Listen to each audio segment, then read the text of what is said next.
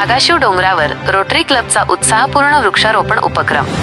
Rotary क्लबच्या वतीने आगाशिव डोंगर येथे वृक्षारोपणाचा उपक्रम मोठ्या उत्साहात आणि पर्यावरण संवर्धनाच्या भावनेतून संपन्न झाला।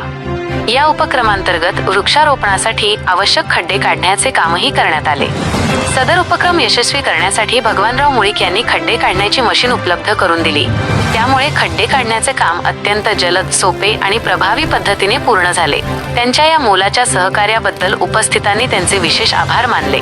या प्रसंगी रोटरी क्लबचे अध्यक्ष राहुल जामदार यांच्यासह राजन वेळापुरे, संजय बडदरे, विनोद आमले, महिपाल गेल्डा, चिरंजीव पार्श्व गेल्डा, आनंदराव बागल, विजय चव्हाण, विजय मोहिरे, संभाजीराव पाटील, महेश दुधाने आणि संदीप पाटील हे सदस्य उत्साहाने उपस्थित होते।